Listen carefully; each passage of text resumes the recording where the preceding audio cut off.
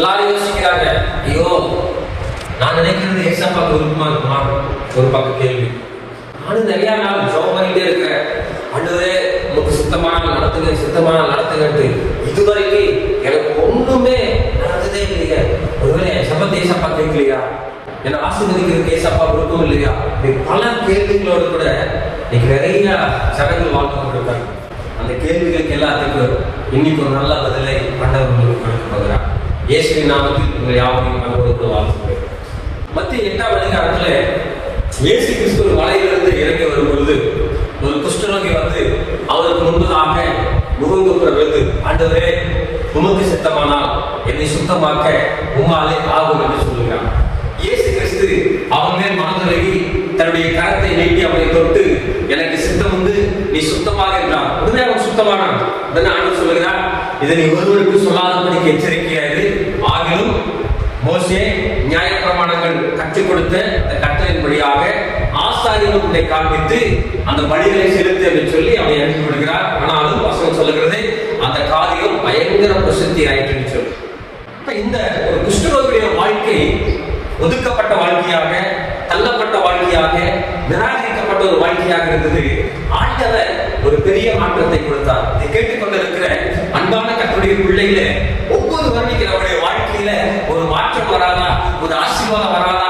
இத்தனை நாள் போராடிட்டு இருக்கிறேன், இவ்வளவு கஷ்டத்தோடு இருக்கிறேன், எனக்கு ஒரு விடிவு காலம் வராதுன்னு சொல்லி எல்லாரும் ஏற்றி கொண்டிருக்கிறோம். இந்த புது ஆண்டில கர்த்தர் ஒரு பெரிய மாற்றத்தை உங்கள் வாழ்க்கையில ஏற்படுத்த போகிறோம். அப்ப அந்த மாற்றத்தை பெற்றுக்கொள்வதற்கு நான் என்ன செய்ய வேண்டும்? அதை தான் நம்ம சிந்திக்க போகிறோம்.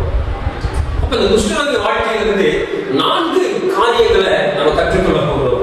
முதல் காரியம், அவள் ஆண்டவருக்கு முன்பாக வந்து முகங்குப்புற விழுந்து பணிந்தான் அப்படின்னு ஒரு சுவிசேஷத்தில் சொல்லப்படுகிறது. முகங்குப்புற விழுந்தான் சொல்லி சில சுவிசேஷங்களில் சொல்லப்பட்டிருக்கிறது. ஒரு காரியத்தை நன்றாக தெரிந்து கொள்ளுங்கள், உங்கள் வாழ்க்கையிலே மாற்றம் வேண்டும் என்று சொல்லி விரும்புகிறவர்கள் எங்க போகணும்னா, ஏசப்பாவுடைய பிரசன்னத்துக்கு முன்பதாக யாரெல்லாம் கடந்து போகிறார்களோ அவங்க வாழ்க்கையில கட்டாயம் ஒரு மாற்றம் வரும். ஏசப்பாவுடைய பாதத்திற்கு முன்பதாக போகாம நம்ம என்னதான் பிரயாசப்பட்டாலும், என்னதான் முயற்சிகள் எடுத்தாலும் மாற்றம் வருவது போல தோன்றும், ஆனால் முழுவதுமாக மாறாது. ஒரு காரியம், ஆண்டவருடைய பாதத்திற்கு முன்பாக கடந்து போகும்போதுதான் ஒரு மாற்றம் வருகிறது. அப்போ இந்த மாற்றத்திற்கு என்ன காரணம் என்று சொன்னால், முதலாவது இந்த குஷ்டரோகி ஆண்டவருடைய பாதத்தில் முகங்குப்புற விழுந்து தன்னை தாழ்த்துகிறார், பணிந்து கொள்ளுகிறார், ஆண்டவரை ஆராதிக்கிறார். பணிந்து கொள்ளுதல் என்று சொல்லும் பொழுது ஆண்டவரை ஆராதிக்கிறதுங்க. இன்னைக்கு நிறைய ஜனங்க யோசிக்கிறாங்க, சின்ன சின்ன தடைகள் வந்தாலே ஆராதிக்கிறதுக்கு யாருக்கு விருப்பம் வரதில்லை. ஐயோ மழை வந்துருச்சு பாஸ்டர், நாங்க சர்ச்சுக்கு வர முடியல பாஸ்டர், பஸ்ல பாஸ்டர், சர்ச்சுக்கு வர முடியல பாஸ்டர், ஐயோ எவ்வளவு தூரம் பாஸ்டர் சொல்லி பல சாக்கு போக்குகளை சொல்லுவதற்கு நம்ம ரெடியா இருக்கிறோம்.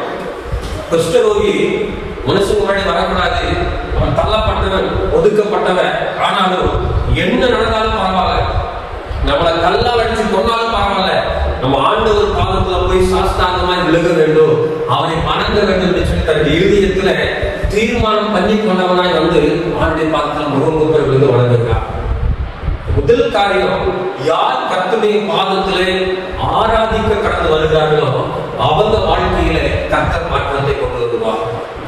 ஆராதிக்காத மனிதனுடைய வாழ்க்கையில மாற்றம் வராது. தானியேல் தேவ சமூகத்திலே முகங்குப்புற விழுந்து ஒவ்வொரு நாளும் தன்னுடைய கரங்களை உயர்த்தி ஆண்டவருடைய பாதத்திலே ஜெபித்தார், கர்த்தரை நோக்கி பார்த்தார்.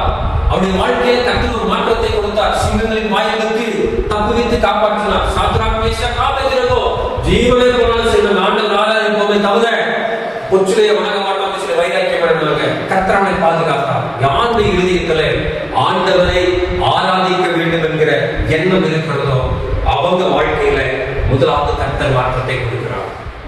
இரண்டாவது, முகங்குப்புற விழுதல் என்பது தன்னை தாழ்த்துகிற ஒரு தாழ்மையின் இருதயம். அவ்வளவு சீக்கிரம் யாரும் ஒருத்தருடைய கால்களில் போய் விழவே மாட்டோம். இன்னைக்கு நம்முடைய படிப்பு, நம்முடைய வேலை, நம்முடைய பதவி, நம்முடைய அந்தஸ்து இதெல்லாம் நமக்கு ஒரு பெரிய கௌரவமா நினைத்து கொண்டிருக்கோம். நாம் போய் அவங்களுடைய கால்களையா, நான் அந்த அளவுக்கு இறங்கி போக வேண்டிய அவசியம் இல்லை. நாயை அவங்ககிட்ட அவளை தாழ்ந்து போகும் சொல்லி நம்ம மேட்டிமைப்படுத்திக் கொண்டே இருக்கிறோம். ஆனால் இயேசு கிறிஸ்து தன்னுடைய நாள் விருதுல தன்னுடைய வஸ்திரத்தை கலற்றி வைத்துவிட்டு இடுப்பில் ஒரு துணியை கட்டி கொண்டு அத்தனை பேருடைய கால்களை கழுவுகிறார். கால்கள் யாருடைய கால்களை கழுவினா? தன்னை மறுதளிக்கிற பேர்கள், தனக்கு துரோகம் செய்கிற யூதாஸ் காரியத்தில், தன்னை விட்டு விலகி ஓடுகிற அத்தனை சீடர்கள் அத்தனை பேருடைய கால்களை கழுவுகிறார். அவருக்கு தெரியும் அவங்க எல்லாருக்கும் மோசமானவங்க சொல்லி தெரியும், தன்னை விட்டு விலகி ஓடி விடுவார்கள் தெரியும், தன்னை மறுதளிப்பார்கள் தெரியும். ஆனாலும் அவருடைய கால்களை கழுவினார். தன்னை ஒரு வேலைக்காரனை போல தன்னை தாழ்த்தினார். அந்த தாழ்வுதான் எல்லாருடைய முழங்காலும் முழங்கும்படியாக அவருடைய நாமம் உயர்த்தப்பட்டது. இரண்டாவது, யாருடைய வாழ்க்கையில மாற்றம் வந்து சொன்னா, யார் ஒருவர் தன்னுடைய சகல விதமான காரியத்தையும் வெறுத்து நாம் ஒன்றும் இல்லாத சொல்லி தேவ சமூகத்துல முகங்குப்புற தன்னை தாழ்த்துகிறார்களோ அவங்க வாழ்க்கையில கர்த்தர் மாற்றத்தை கொடுப்பார். வசனம் அழகா சொல்லுது, தன்னை தாழ்த்துகிறவர் உயர்த்தப்படுவார். இன்றைக்கு இரண்டாவது ஒரு காரியமாக யார் தேவ சமூகத்துல தாழ்த்துகிறார்களோ அவர்களுடைய வாழ்க்கையில கர்த்தர் ஒரு பெரிய உயர்வை கொடுக்க போகிறார். மூணாவது ஒரு காரியம், ஆண்டவரே என்று சொல்லி அழைக்கிறார். ஆண்டவரே அப்படி என்றால் ஆள்பவரே, என்னை ஆளுகை செய்கிறவரே. இன்னைக்கு நிறைய பேருக்கு அவங்க பண்றோம், ஆண்டவரே ஆண்டவரே ஆண்டவரே கூப்பிட்டே தான் இருக்கிறோம். ஆனா ஆண்டவருடைய ஆளுகைக்கு நம்ம ஒப்பு கொடுக்கல. நம்முடைய கண்ட்ரோலுக்கு ஆண்டவரை கொண்டு வரணும் இருக்கிறோம், ஆண்டுடைய கண்ட்ரோலுக்கு நம்ம போறதில்லை. அளவு நிறைய நேரம் மாற்றம் வரதில்லை. ஜெபம் ஒன்று, வார்த்தை ஒன்று, செயல் ஒன்று. ஆனால் இந்த குஷ்டரோகியோ தன்னை முழுவதுமாக தேவ சமூகத்தில் அர்ப்பணித்து ஆண்டவரே கெஞ்சுகிறார். யார் தன்னை முழுவதுமாக தேவ சமூகத்தில் அர்ப்பணிக்கிறார்களோ அவர்களுடைய வாழ்க்கையில மாற்றம் வரும். அதனாலதான் நீதிபதிகள் சொல்லுகிறார், உன் வழியை கர்த்தருக்கு ஒப்புவித்து அவர் மேல் நம்பிக்கையாயிரு, அவரே காரியத்தை வாய்க்க பண்ணுவார். ஒப்பு கொடுக்கிற வழிகளுடைய வாழ்க்கையிலே கர்த்தர் மாற்றத்தை கொடுப்பார். ரோமர் 2 அதிகாரத்தில் சொல்லுகிறது, உலகத்திற்கு நீங்கள் ஒத்தாசம் தெரியாமல் தேவனுடைய நன்மையும் பரிபூர்ணமான சித்தமும் என்னதென்று பகுத்தறியத்தக்கதாக உங்கள் மனம் புதிதாகிறதுனாலே மறுரூபமாகுங்கள். அப்ப உண்மையான ஒரு அர்ப்பணிப்பு எங்கே உண்டோ சொல்லும் அடியேன் கேட்கிறேன். சாமுவேல் சொன்னார் பாத்தீங்களா, அந்த ஒரு அர்ப்பணிப்பு தான் சாமுவேலை ஒரு தீர்க்கதரிசியாக கர்த்தர் ஏற்றினார். உங்க வாழ்க்கையில மாற்றம் வர வேண்டும் என்று சொல்லி விரும்புகிறீர்களே, ஆனால் மூன்றாவது வாழ்க்கையில் இருக்க வேண்டிய ஒரு காரியம் உண்மையான ஒரு அர்ப்பணிப்பு. கடைசியாக நான்காவது, அவன் வேண்டுதல் செய்கிறான். ஆண்டவரை நோக்கி வேண்டுதல் செய்கிறான். என்ன வேண்டுதல்? ஆண்டவரே உமக்கு சித்தமானால் என்னை சுத்தமாக்க உம்மாலே ஆகும். இன்னைக்கு நிறைய பேருக்கு ஒரு பயங்கர கன்ஃபியூஷன். நான் ஜெபம் பண்றேன், இந்த ஜெபம் ஆண்டவருக்கு சித்தமா, ஆண்டவருக்கு சித்தம் இல்லையா தெரியலையே. எது ஆண்டவருக்கு சித்தமான ஒரு ஜெபம்? 100% கண்ணை மூடிட்டு திக்கடிச்சு போயிட்டே இருக்கலாம். எந்த ஜெபம் தெரியுமா? சுத்தமாக்கும் நீ எந்த காரியத்துக்கெல்லாம் நீங்க சிந்திக்கிறீங்களோ அத்தனை காரியமும் ஆண்டவருக்கு சுத்தம். ஒருவேளை நாம் கேட்கக்கூடிய காரியங்கள் நம்முடைய வாழ்க்கையை சுத்தப்படுத்துவதற்கு, பரிசுத்தமாக்குவதற்கு ஏதுவான ஜபங்களை தேவ சமூகத்தில் எடுத்துக்கிறோமா? இல்ல உலக பிரகாரமான ஆடம்பரம், ஆசீர்வாதம், அப்படியே ஒரு உலகத்தில் ஒரு மகிழ்ச்சியாக ஒரு வாழ்க்கை வாழ்வதற்கு தேவையான அழிந்து போகிற ஆஸ்திகளுக்காக மாத்திரம் நான் வேண்டுதல் செய்து கொண்டிருக்கிறேன்னா, இல்லை என்னுடைய வாழ்க்கை சுத்தமாக வேண்டும் என்கிற ஒரு எண்ணத்தோடு உண்மையாய் ஜெபிக்கிறவனாய் காணப்படுகிறேன். கிறிஸ்துவனுக்கு சொல்ற, ஆண்டவரே ஒருவேளை எல்லாரும் ஒதுக்குறதுக்கு, எல்லாரையும் தண்ணி வச்சதுக்கு, இந்த ஊருக்குள்ள நான் பிரவேசிக்க முடியாதபடிக்கு என் குடும்பம், என் சொந்த பந்தம் எல்லாரையும் நான் ஒதுக்கப்பட்டதற்கு காரணம் இந்த குஷ்டரோகம் என்கிற வியாதி தான். இதுல இருந்து சுத்தமாக்குறேன். ஒருவேளை நிறைய நம்ம யோசிப்போம், ஐயோ அவங்க என்ன வெறுத்து ஒதுக்குறாங்க, அவங்க என்ன தள்ளுறாங்க, அவங்க என்கிட்ட பேசல, அவங்க என்ன மறைக்கிறாங்க, என்கிட்ட சண்டை போடுறாங்க. யோசிச்சு பாருங்க, நம்ம கிட்ட ஏதோ ஒரு குறை இருக்கிறது. தனக்கு சாதாரணமா நம்ம தள்ளி வைக்கல, சாதாரணமா நம்ம ஒதுக்கல.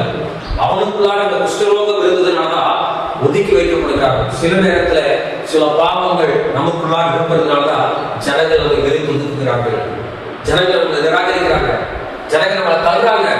ஆனால் இயேசு கிறிஸ்து அந்த காரியத்தை மாற்றுவதற்கு வல்லவர். அந்த பாவத்தை நம்மை விட்டு சுத்திகரிப்பதற்கு அவர் வல்லவர். அதனால வசனமாக சொல்றது, நம்முடைய பாவங்களை நம் அறிக்கையிட்டால் நம்முடைய பாவங்களை மன்னித்து எல்லா அநியாயத்தை நீக்கி நம்மை சுத்திகரிப்பதற்கு ஆண்டவர் உண்மையும் நீதியும் உள்ளவராக இருக்கிறார். அவர் பரிசுத்தமாக்குகிற தெய்வம். அதனாலதான் கிறிஸ்துவை கேட்கிற, ஆண்டவரே என்னை சுத்தமாக்குங்க. அடுத்த நிமிஷமே ஆண்டவர் அவன் மேல மனதுருகினார், தான் கடத்தை நீட்டி தொட்டார், எனக்கு சித்தம் உண்டு, நீ சுத்தமாக என்றார். உடனே அவன் சுத்தமானான். உடனே அவன் சுத்தமானான். நீ கேட்டுக்கொண்டிருக்கிற அன்பான கர்த்தருடைய பிள்ளைகளை, நம்ம வாழ்க்கையில மாற்றங்கள் வரணும், ஆசீர்வாதம் வரணும் என்று சொல்லி விரும்புவோமானால் இந்த 4 காரியங்களை நாம் கடைபிடிக்க வேண்டும். முதலாவது, அவரை ஆராதிக்கிறவர்களாக இருக்க வேண்டும். 2வது, அவருடைய பாதத்தில் நம்மை தாழ்த்துகிறவர்களாக இருக்க வேண்டும். 3வது, அவருடைய சமூகத்தில் நம்மை அர்ப்பணிக்கிறவர்களாக இருக்க வேண்டும். 4வது, அவருடைய சித்தத்திற்கு நம்மை ஒப்புக் கொடுத்து என்னை சுத்தமாக்கும் என்று சொல்லி கெஞ்சுகிறவர்களாக இருக்க வேண்டும். இந்த 4 காரியங்கள் நம்ம வாழ்க்கையில் இருந்தா உங்க மேல என் மேல அவர் மனதில் இருக்கிறதையும் உண்மையான அன்பை வெளிக்காட்டி நம்மை தொட்டு சுகமாக்கி பெரிய மாற்றத்தை உங்க வாழ்க்கையில அவர் கொடுப்பார். மாற்றத்தை பெற்றுக்கொள்வோம், ஆசீர்வாதமாய் வாழ்வோம். கர்த்தர் உங்களை ஆசீர்வதிப்பார். God bless you.